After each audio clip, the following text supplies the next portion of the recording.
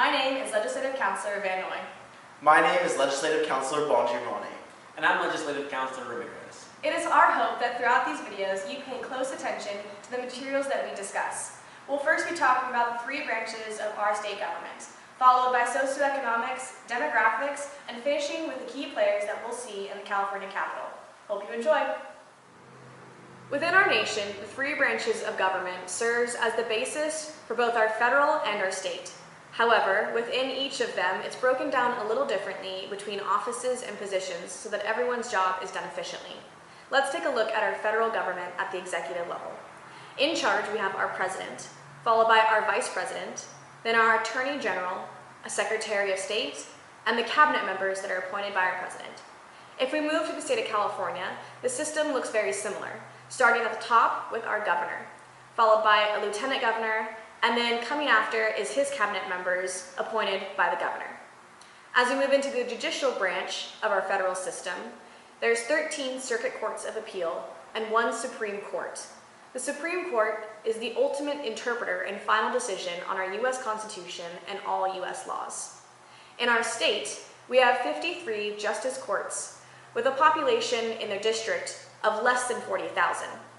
There's 90 municipal courts for districts with populations over 40,000.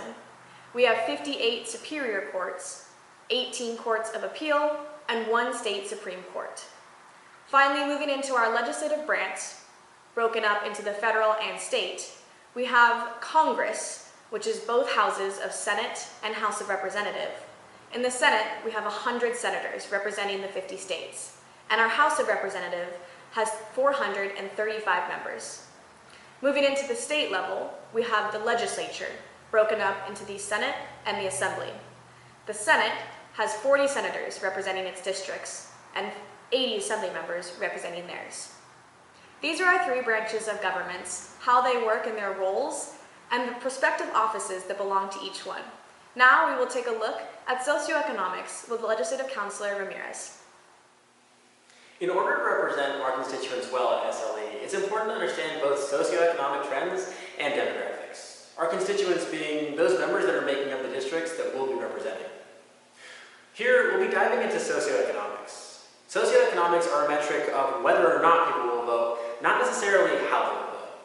The three crucial aspects to socioeconomics are education, occupation, and income. Education being the most persuasive of these. 80% of all registered voters have at least some amount of college under their belt. Next comes in income, with 40% of voters coming from households that earn $80,000 or more annually, and 72% of unregistered voters coming from households that earn $40,000 or less every year. There are obviously exceptions to every rule, but generally speaking, a higher education and a higher income will produce an individual who is more likely to vote. Conversely, a lower education and lower income will make someone less likely to vote. These are by no means everything about socioeconomics, but they'll lay a strong foundation for what we'll be discussing here at SLE. Now we'll dive into political ideologies. Political ideologies span 2 cultural systems, economic systems and philosophical systems. And it's important to know the difference between the two. Economic systems pertain to the fiscal and financial properties of a given population, where philosophical systems are the social programs and ideals implemented by a government. First, we'll check out the economic systems. There are 2 leading economic ideas in politics, socialism and capitalism. Socialistic ideals include public ownership, governmental market control, and more security in exchange for freedom and competition. Whereas capitalistic ideals believe in private ownership, free market economy, a higher risk, more freedom, and innovation through competition. Next, we'll move on to philosophical systems. There are 2 leading ideologies, being liberalism and conservatism. Liberalistic ideals are the belief in government action to support the common good, and it is the government responsibility to alleviate societal ailments. The liberalistic school of thought believes that people are intrinsically collaborative and good. Conservatism rejects some of these and takes a different approach, being an emphasis on personal responsibility, limited government intervention and regulation, an emphasis on individual liberties, and stressing the importance of a large military arsenal. They also reject the optimistic view of humanity, believing that humanity is intrinsically non-collaborative and selfish. Next, we'll be discovering more about demographics with Legislative Councilor Bonji. For us to be successful at being elected representatives and legislators, it's important for us to know the value of analyzing demographics.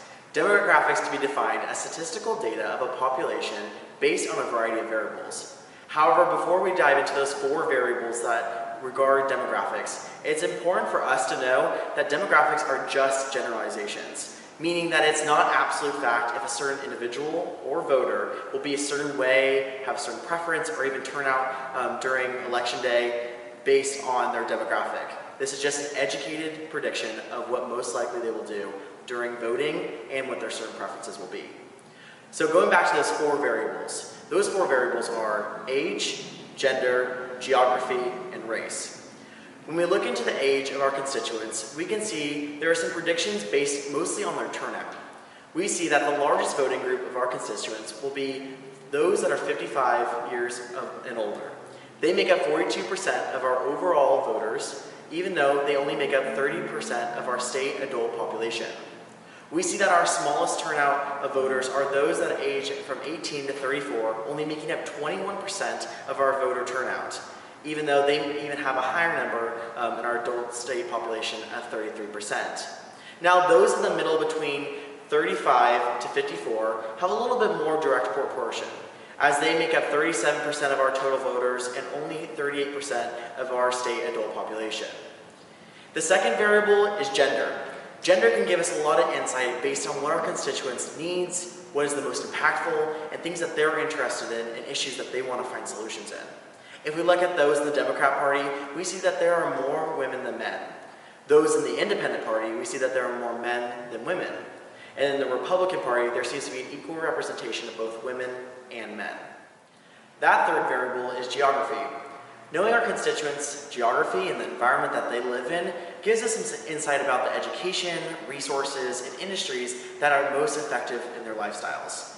We see that those that live in rural California, such as the northern areas and San Joaquin Valley, they tend to be more conservative-minded and fall into that Republican Party. On the other hand, those that live in urban metropolitan areas, such as Los Angeles, San Francisco, and Bay Area regions, they on the counterpart are more democratic, liberal-minded. That last and fourth variable of demographics is race. Race holds a lot of merit when looking at demographics of our constituents, as we are able to see our constituents' cultural beliefs and views on certain issues. When we look at the Democratic Party, we see that there are a mixture of different cultures and races. And on the Republican Party, though they have representation of different cultures and races, we see that 81% of them fall into that Caucasian bracket. Now that we understand those 4 different areas of demographics where we need to analyze our own districts, we will turn over the mic to Legislative Councilor Van Noy as she talks about the key players in California state government. Behind me, stationed at the state's capital here in Sacramento, we will meet some of the key players inside this building. Let's take a look at who they are. Within the Senate, we have President, or the Lieutenant Governor, which is Eleni Kounouakis. This is largely a ceremonial role. This officer has no official role in the routine business of the Senate and only votes in the case of a tie. After that, we have our President Pro Tempore, which is Senator Tony G. Atkins. They are the actual leader of the Senate and are responsible for the overall administration. After them, we have our Majority Leader, Senator Robert Hertzberg, and our Minority Leader, Senator Patricia Bates. They are largely chosen by their respective parties to manage political strategy. Following them is our Majority Whip, Senator Nancy Skinner, and our Minority Whip, which is vacant at the time. They are assistants to their leadership of their respective parties. Within our Assembly, we have the Speaker of the Assembly, Assemblymember Anthony Rendon. They are the presiding officer of the Assembly, and they serve as the ex officio in all House and joint legislative committees. The Speaker Pro Tempore is Assemblymember Kevin Mullen. They are appointed by the Speaker of the Assembly to lead in their absence. We also have 4 Majority Leaders, which is Assemblymember Ian Calderon, and a Minority Floor Leader, Assembly Marie Walmer. They are chosen also by their respective parties to manage the political strategy. They also have Majority Whips, Assemblymember Todd Gloria, and a Minority Whip, Assemblymember Philip Chen, who are also assistants to their leadership in their party. Within our judicial branch, we would like to highlight the California Supreme Court Justice, which is Tawny Contel-Sequoia. Following that, we have our final branch of the executive. At the top of this branch is our Governor, Gavin Newsom. He may serve up to 2 terms of 4 years each. After him is once again the Lieutenant Governor, Eleni Kounalakis, and they take on the role of the Chief Executive Officer when the Governor is out of state or unable to fulfill their duties. Our Attorney General is Xavier Becerra. They are interim at this time, but is the Law Chief Enforcement Officer of the state. The Secretary of State, Alex Padilla, is the Chief Elections Officer and Records Keeper. The State Superintendent of Public Instruction is Tony Thurman, and they are the Chief Education Officer of California. And finally, to wrap things up, we have the Secretary of the Food and Agriculture, Karen Ross. Thanks for tuning in. In the coming month until SLE, us three will be working diligently to make sure everything is prepared. We hope that you'll be making the same preparations as you research your districts, your constituents, and the bills that you'll be presenting.